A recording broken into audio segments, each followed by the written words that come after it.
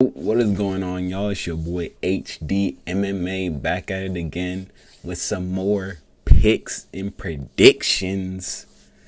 This weekend we got UFC Rio, Charles Oliveira versus Mateusz Gamrot. Was supposed to be Rafael Fiziev, but he pulled out, got injured.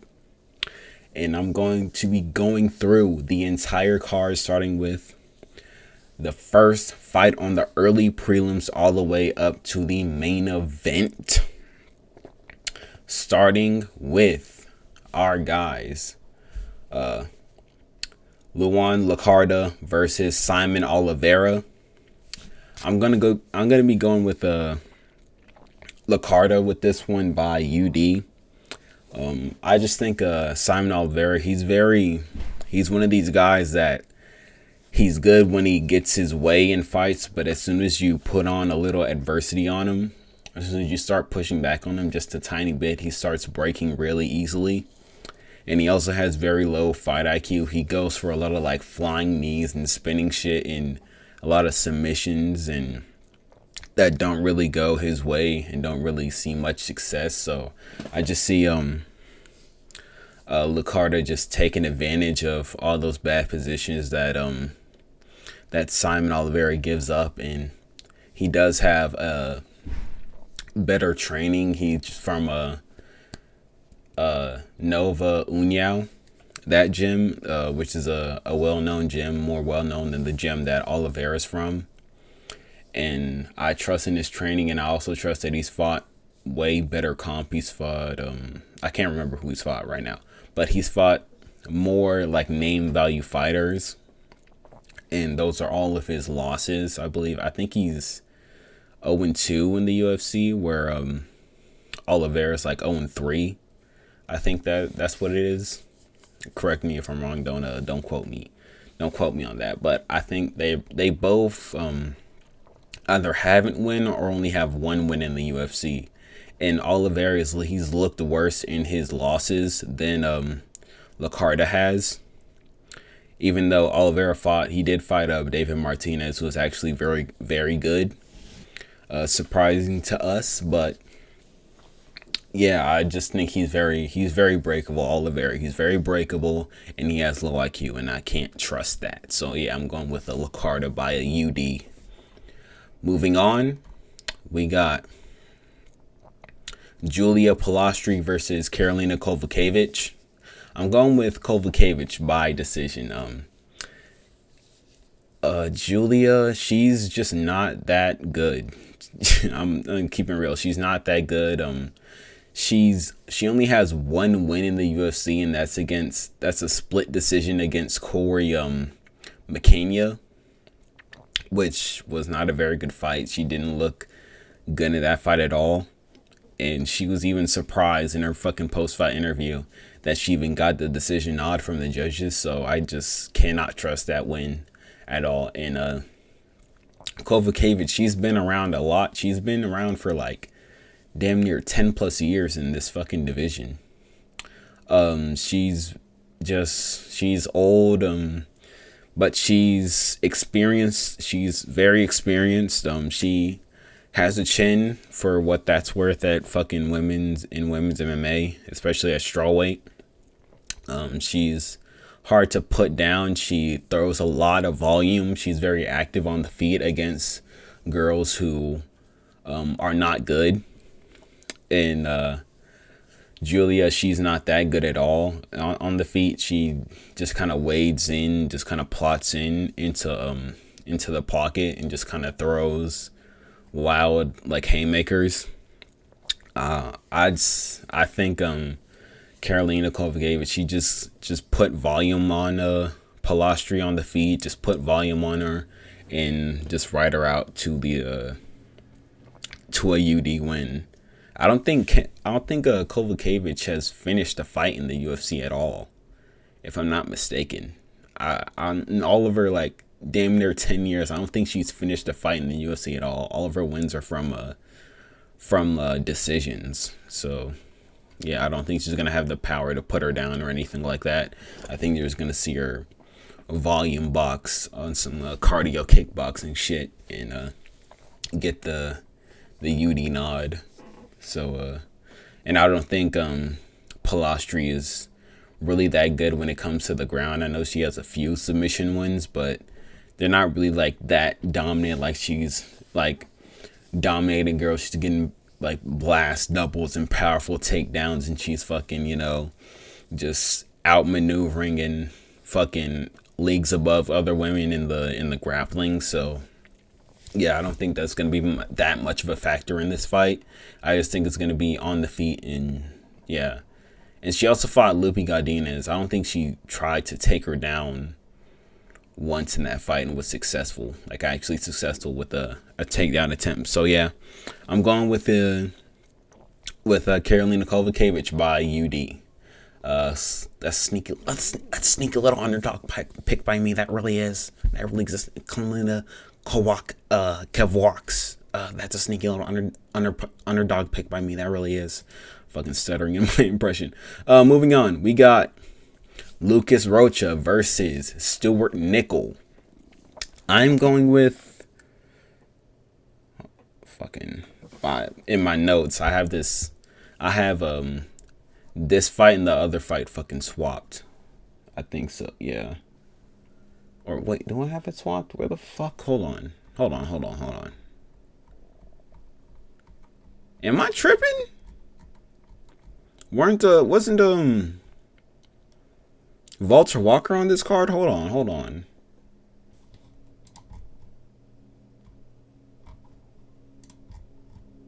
Oh yeah, they pulled out. All right, I wasn't tripping.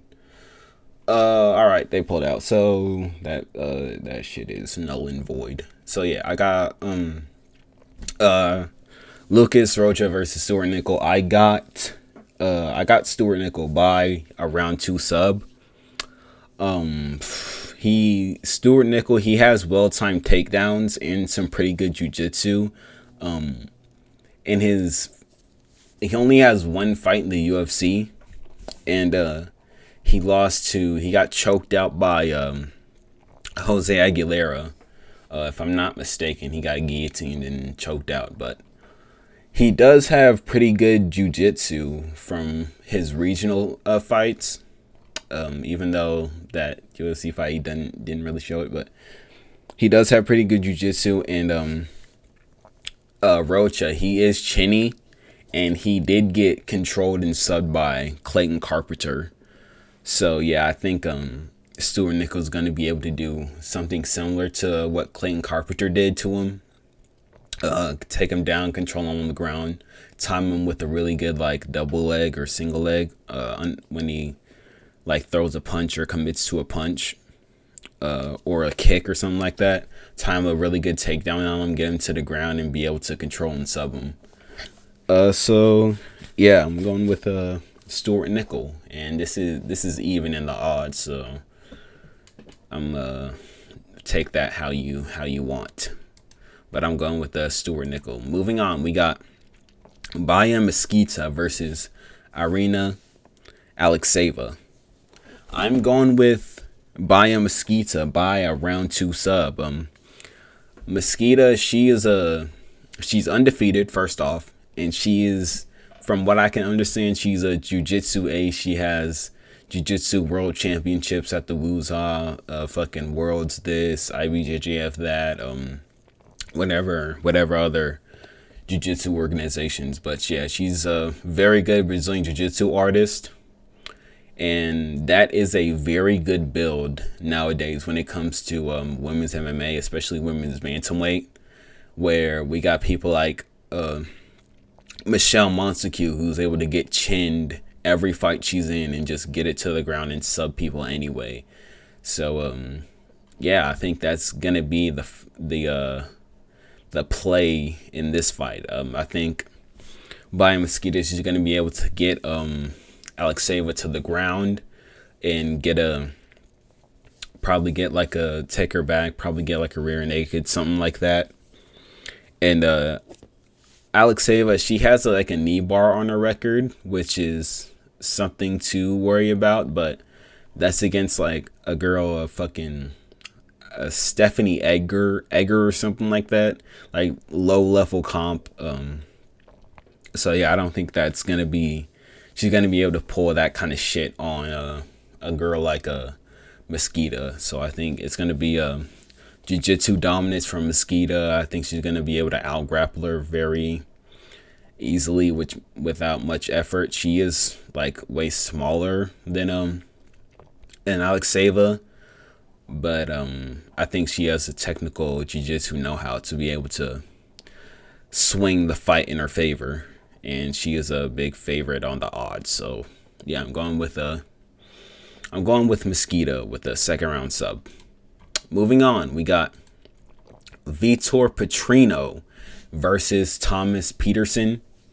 I'm going with Vitor Petrino by a round 1 KO. This fucking guy, he got chinned by Shamil Gaziev. Now, I know we meme him and all that shit, but if you're getting fucking chinned by Shamil Gaziev, the blobbiest blob to ever blob in the existence of blobbiness, then I cannot fucking trust you to win another fight in your life. I'm sorry, I just can't. And Petrino, he's moving up to heavyweight. He was a light heavyweight, didn't really have his way in that division, couldn't really get success, couldn't really get any ground there, so he's moving up to heavyweight, which is a pretty good strategy for light heavyweights that aren't the best in that division, to move up, to basically just not cut weight at all, move up. He is pretty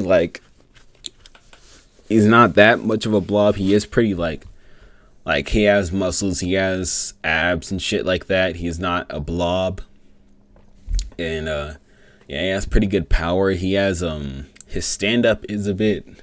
It worries me a bit. He does kind of just bounce on his toes and kind of just reacts to what the other people is doing. He doesn't really try to counter, and going forward, he's not the best, but I think he's going to be able to put it on Thomas Peterson. If fucking Shamil Gaziev can put it on you, I think anybody can put it on you. I think my fucking little sister can put it on you. So yeah, I think he's going to be able to put it on Thomas Peterson. Hit him with a right straight or something. The same thing fucking Gaziev did to him, except he's going to be way faster and way more physical. And he also has fought better comp. He fought Anthony Smith, got submitted. He fought I think he fought Marcin Prachnio, fought some other guys. And yeah, he's fought better comp. He has better experience. The only fucking good win notable win on fucking Peterson's record is Muhammad Usman, which is not good at all. So yeah, I can't trust that shit at all. So yeah, I got Vitor Petrino by a round 1 KO. And he also has good submissions too, Vitor Petrino. So that's something to take in as well. But I'm going with the KO on this one. Moving on, we got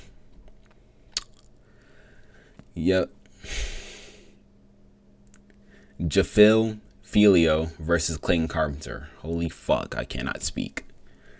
I'm going with Clayton Carpenter by a UD. Filio, he is chinny, and he's chinny to the body too. He's not only chinny to the head, he's chinny to the body, and he has been submitted. His submissions, he does have submissions on his record as well, but they were against guys who are not that good on the ground. He submitted a guy named Baraz or something like that, who was primarily a striker. He got an arm triangle on him, something like that. And Clayton Carpenter, he's a very good grappler, very strong wrestling, very good control and dominant positions. He submitted the guy who was on the card earlier, fucking Roche, submitted him. I think he lost his most recent fight, I think. I don't know who he lost it to, and don't quote me on that, but he does have one loss on his record, which is, I mean, I don't think it hurts his stock that much. And he is a very dangerous guy in himself. He didn't get flatline KO'd. I think it was a UD loss. He didn't get flatline KO'd. He didn't fucking he's not the new fucking Jimmy Flick or some shit like that. He's not the new Jimmy Flick. flyweight. He's very dangerous. He has very good grappling, and I think he's going to be able to use that very well against a guy like Philo. Oh yeah, he fought I fucking have it in my notes. He fought Carpenter's only loss is to Tagir Olimbekov, which is a good loss to have, especially when Olimbekov, he's in the rankings at flyweight. So he fought a ranked flyweight and he lost. I don't think that's gonna hurt his stock that much. And so yeah, I think he's gonna be able to use his grappling against Philo and get the UD nod, or probably like a third round, second round submission, something like that. Moving on to the headliner of the prelims, we got Lucas Almeida versus Michael Aswell. I'm going with Lucas Almeida. Yeah, this was on the fucking main card, but it got moved down because the Walter Walker bout got canceled. Yeah, I'm going with Lucas Almeida by UD. Lucas Almeida, he's more experienced and he's fought way better people. I gotta start writing down who these fuckers fought, because I can't just say he fought better people and I can't come up with any names. I think he has better grappling than Aswell as well. Aswell, he's just durable and he kind of like has a little bit of power, but I don't think he has more power than Almeida. Almeida, he's more precise. Oh, Almeida, he fought Daniel Zell Hobo. Daniel Zell fucking Hobo in the Contender Series. He lost that, and I think he fought like I can't remember. That's the only fight I remember. Yeah, he's just like Aswell, he's just durable. He kind of just wades in, plots in. He doesn't really have that much pop in his shots. He kind of just like fights like a guy who's fights like a fucking guy who's his first day in like a boxing class, and he kind of just like pulls his punches a little bit. Doesn't really have the know-how to really extend and commit to his shots. That's how he kind of fights from the footage I've watched of him. And yeah, he doesn't have that good a takedown defense either. You can time his shots very well because they're very slow too. As well, he's pretty slow. And yeah, I just think this is fucking Brazil hype up matchmaking, where they find the shittiest guy and put him up against a Brazilian who should beat him. To kind of showcase, trying to get the Brazilian fans hyped while they're watching the fights. And yeah, I just think that's what it is. And Almeida, he's also way longer than Aswell. He has the height and reach advantage, and he's pretty lanky. He's pretty skinny. Almeida doesn't have that much like muscle on him, but I think he has more power, definitely, and he's more precise. I think I might have already said that, but yeah. I think Almeida's he's gonna get the nod. I don't know what the fuck the betting odds are on. How do you watch Michael Aswell and fucking think he's a favorite in this fight? I don't get it. I don't get it at all. Don't get it at all. Now, yeah, I'm going with Lucas Almeida. Moving on to the main card. First fight on the main card, we got Ricardo Ramos versus Con Offley. I'm going with Ricardo Ramos by a second round TKO. Fucking Offley, he got fucking slimed the fuck out on the Ultimate Fighter by fucking by some fuck. I don't know whose fucking name is. I forgot. He got slimed the fuck out. He got hit with the Austin Lane fucking Greg Hardy KO, where he got put down, squatted the fuck down, stayed in the squat position, then he got fucking lit up by like a fucking 5-punch unanswered combo while he was unconscious with his body upright. And then he fucking went face down, ass up on the fucking Ultimate Fighter. And yeah, in his most recent fight, he got he got dealt with. He got handled by fucking Muhammad Naimov. But Muhammad Naimov, he's pretty good. But yeah, I think Romas, he's gonna be able to do something similar to that. He's fought better comp. Everybody he's lost to his had some name value. He lost to Charles Jourdain. He lost to Julian Erosa. He lost to fucking some other guys. God damn. I cannot remember. I really got to write these fucking people down. They're both chinny, but I think Offley, he's a bit more chinny.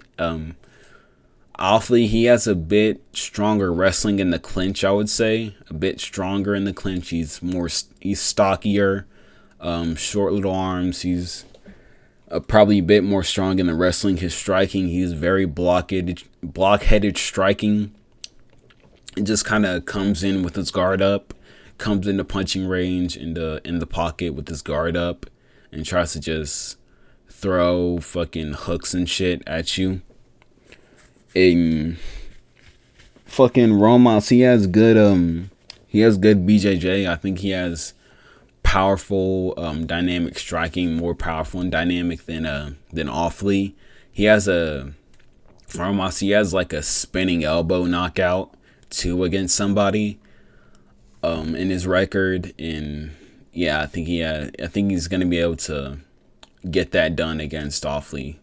Not a spinning elbow, but I think he's going to be able to piece him up on the feet. And I think when it goes to the ground, if Offley wants to take it there, I think Romas is going to be able to fight off his back with some subs. He's going to be able to get up pretty easily. Yeah, so yeah, I got Romas by a second round TKO. Moving on, we got Juanita Denise versus Mario Pinto. I'm going with fucking Mario fucking Pinto, bro. I'm going with Mario Pinto by fucking round 1 KO. Here's the thing. Here's the fucking thing, guys. Here's the fucking thing about fucking Mario Pinto, guys. Look, I think Pinto has faster hands and more power than Denise. They both fought Austin Lane, and Pinto sparked Austin Lane way more brutally than fucking Denise KO'd Austin Lane. Denise, he had to hit him with a few shots to really get him out of there. He rocked him with a counter left hook, and then he had to hit him with a few more in order to really put Lane down, where Pinto, he threw a big wild right hook and just sparked Lane unconscious with that one punch. So yeah, I think Pinto has more power. He has some pretty good head movement for a bigger guy like him. He's 6'5", but he has pretty good head movement, and he has pretty good boxing defense. He's always aware of his guard. He brings it up when he's backing away. He doesn't fucking back away with his chin up in the air, which is good to see. He always keeps a guard, especially with when people rush him with looping shots. Denise, he doesn't have that good of head movement, but he does have good counters. Like I said, he hurt Austin Lane, and that's what started the finish for him with like a counter left hook. And I think and I do think if it goes to the ground, Pinto, he does have the better grappling. He does have one submission on his record, and that did come with he got it against a Cameroonian guy in his first fight, in his first pro fight. Pinto, he had a pretty good body lock against the guy, just kind of dragged him down, and we was able to get the back quick and finish him off with a rear naked choke. So he does have better submission prowess, but Denise, he does have very good takedown defense. since he is a kickboxer. I think he's like a kickboxing champion or something like that. But I don't think his striking is that good. He does have a very shitty head movement. Does get pinged up by jabs a lot. He just kind of fucking stares at you menacingly. Stares at you with his fucking eyes wide open like this and his little fucking smirk. But yeah, I think Pinto is gonna be able to catch him with something. Probably something wild. Probably something like off a counter or something like that. Gonna be able to sting him with something like that. And yeah, I think Pinto's gonna get the KO. Nice little dog picks. Like a sneaky little dog pick again. Man, I'm fucking on it with these dog picks. Sneaky little dog pick. I think Mario peaked though. He's gonna get the KO. I really do. Yeah. Mario Pinto for the KO win. Moving on to the featured fight. We got Vicente Luque versus Joel Alvarez. Now, I wasn't fence-sitting this one as much as the co-main, but I still think this is a very close fight. Now, we all know Vicente Luque. He is fading a bit. We gotta be real. He's fading. His chin's been cracked. He's been he got subbed in his last fight by fucking Kevin Holland, which is aging worse and worse by the day. Fucking he's a bit blockheadish. His blockheadish tendencies have caught up to him. Very good. Very fast. He's aging like a fucking banana in the blockhead department. And Alvarez, he is very dangerous. He is very dangerous. He has good knees in the clinch. He is very tall. He uses those knees very well. He pulls people down in like that standing front headlock position and knees them. He hits them with vicious knees there as well. He finished the fight like that against it was like Alves Briner or something like that. Finished that guy like that. He has decent power in the hands. He's not gonna fucking flash KO you or something like that, or just fucking smoke you out with a punch. But he does have decent power. He's able to hurt people with the hands. He does have good shot selection.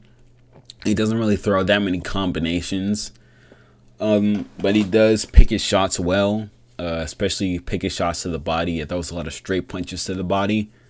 He fights with his hands down, which is very worrying. And he does sort of lift his chin up in the air when people throw punches at him, but he keeps his right hand by his chin, and he does move with it, but he does like sort of lift his chin up in the air like that whenever people throw punches at him. He has good pressure against the cage. He doesn't really cut it off that well, Alvarez, but he does pressure people very well against the cage with that long frame. And he's moving up to welterweight, which is a very interesting move by Alvarez. He was big for 155, and I think he's going to be properly sized at welterweight. I don't know if he's going to put on muscle and really try to bulk up and really try to be a true welterweight. I don't know if this is just going to be a one-time thing for him and then he's going to move down. If he does try to really bulk up and really try to cement himself into welterweight, I think he's going to be very dangerous. He's tall, lanky kind of guy. His legs are skinny, but he's a tall, lanky kind of guy. He's got a big upper body, and I think I don't know how well his cardio is going to translate, or his grappling. He does have some good sneaky submissions. Joel Alvarez, he's got a good anaconda choke, good like rear naked triangles and all that. He's got the body for it. And I don't know how well his power is going to translate up a weight class, especially at 170. And against a guy like Luque, who does have a good chin overall. Although it has been cracked, it's been cracked by guys who have a lot of power like Buckley and Neal. And you have to throw a lot at him to crack him. Like Jeff Neal, he threw a lot of combinations at Luque in order to really hurt him and get the finish. But yeah, I think besides all that, I think Luque, he is fading overall. I see like a flying knee by Alvarez. He does have good flying knees as well when he backs people up against the cage. I think Joe Alvarez's pressure, he's going to be able to pressure Luque against the cage. And I think he's going to be able to submit Luque as well if they do get into a little tie-up. I think, especially in the front headlock, I do think he's going to be able to tie up Luque in a submission. He got submitted by Anaconda Choke by Kevin Holland, which is his own submission. He does good Anaconda Chokes and Darces, Luque is. He does have long arms too. He does have the frame for it. But I think Joe Alvarez, he's going to be able to get the better of him in the submission game. And I think he's going to be able to hurt him bad with like some knees in the clinch. I do think that's going to be a pretty good factor. His knees, the knees by Alvarez in the clinch. I do think it's going to hurt Luque. He does spam them hoes when he gets the chance to. So yeah, I got I didn't even say what I got him by. I think Joe Alvarez, he's going to be able to get him by second round sub. That's what I'm saying, second round sub. Or maybe like a second round, third round TKO by Joe Alvarez. I'm probably going to go by TKO, actually. I might change it to TKO. Yeah. I'm going to change it to second round, third round TKO now that I'm thinking about it. But yeah. Moving on to the co-main. Fuck. I lost my train of thought. Moving on to the co-main. I was fencing this one fucking hard. I'm not gonna lie to y'all. We got Deiveson Figueiredo versus Montel Jackson. I like Figgy a lot, bro. I like Figgy a lot. I loved him at 125. He got too big for it. Now he's at 135. He's on a 2-loss skid. He's coming off a knee injury in that Sandhagen fight, which is something I didn't really think about, but he is coming off a knee injury. I don't know if he's going to be able to fight the same that he did in his earlier fights. And he is old. He is 37. But assuming that he's recovered from that injury, I still got Montel Jackson now. Now listen, y'all. I think Figgy, he does have better grappling than Montel, even though Montel has pretty underrated grappling. He has good takedown defense, and he has some sneaky submissions. He does have pretty long arms, and he is very tall for bantamweight. He's not that like wide. He does have a bit of a skinnier frame. But he does have long arms. He has very good power. Montel Jackson, especially with his straight punches, his 1-2, that's his best punch. But he does lift his chin up in the air when he throws his straight punches. Montel Jackson, that is. And he's good at using his 1-2 to sort of set up or sort of like use that as like his power punches, and he can counter with it as well. He uses it offensively and defensively. Montel Jackson. And Figgy, he takes very big steps in order to get in on his opponents. He did that with Jan in his fight, where he try to do some little head movement or whatever. But whenever he wants to get into range, he takes very big steps. He is fast for the division. Since he's coming up from flyweight, he is very fast. Figgy is.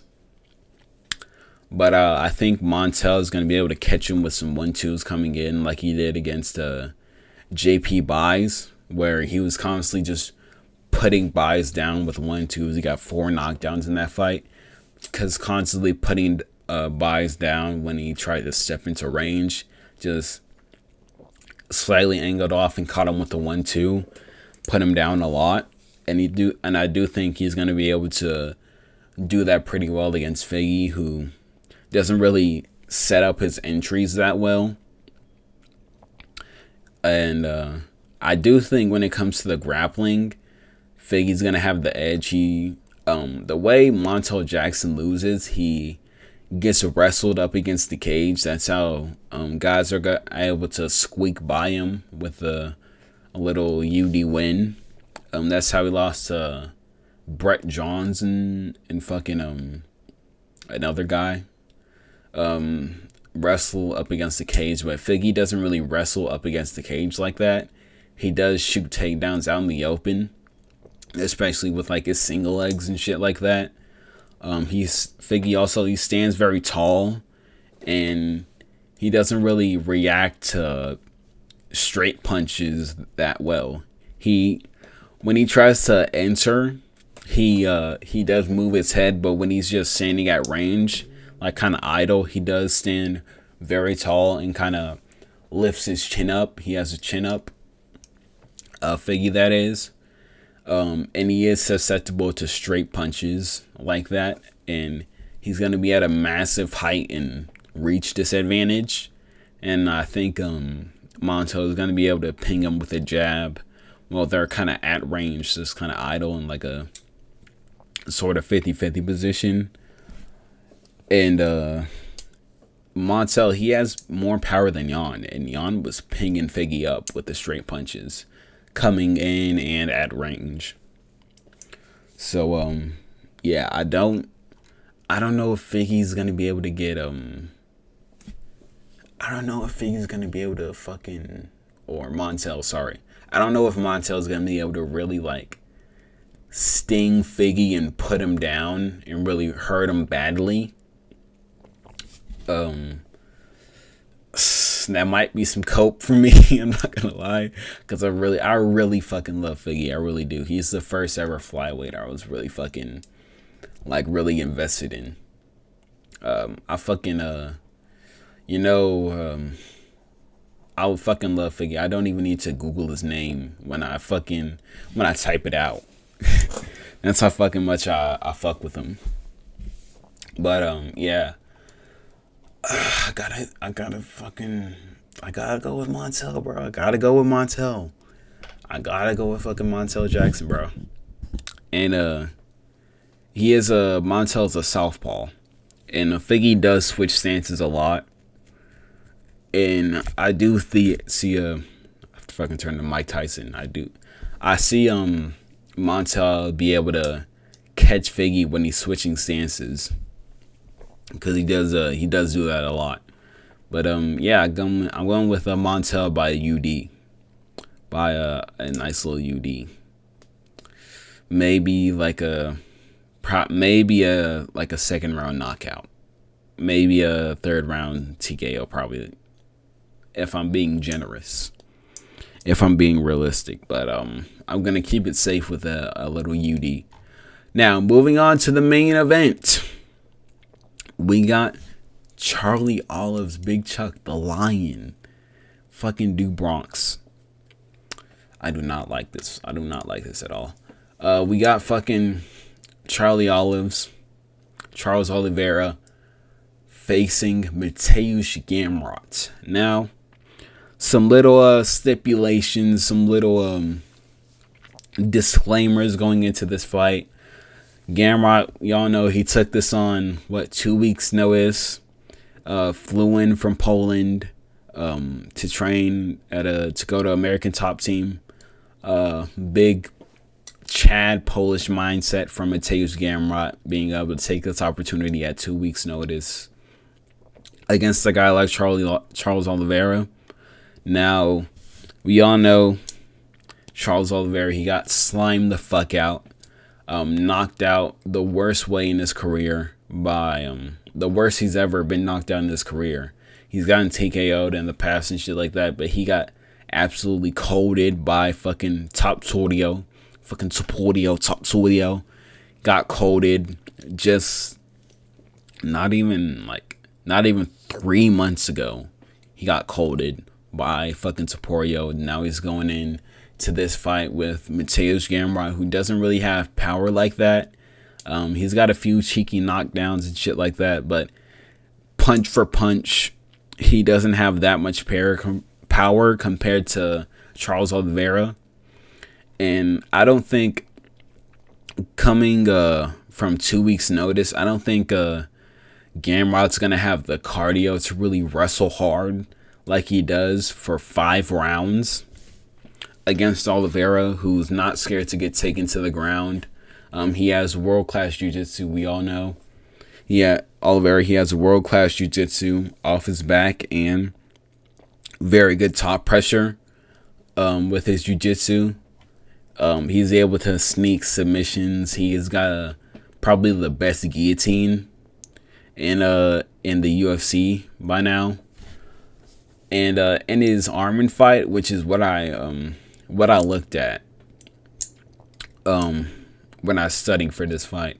In his Armin fight, Oliveira, he wasn't scared to get taken to the ground. He did jump guillotine a lot, which is very it's okay because it's him, but in general, that's a very outdated submission in the UFC. Just guys are just too good. They are very wise to jumping guillotine, which he was almost able to get against Sarukian. The only reason he didn't get it is because fucking Sarukian's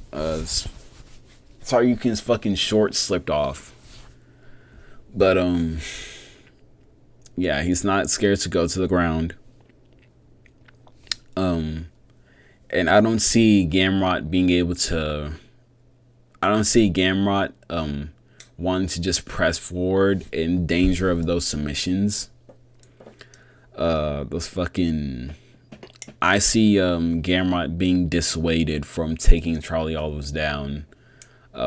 If Charlie Olives like gets on the ground and throws up like a triangle or fucking or a arm bar or something like that, or snatches Gamrot in like a guillotine or snatches him up in like a darce or something like that, I don't see Gamrot just trying to press forward through that. I don't think he's going to be dissuaded if Oliveira throws up a submission. And Oliveira, he does have the better striking. He does have more power in the hands.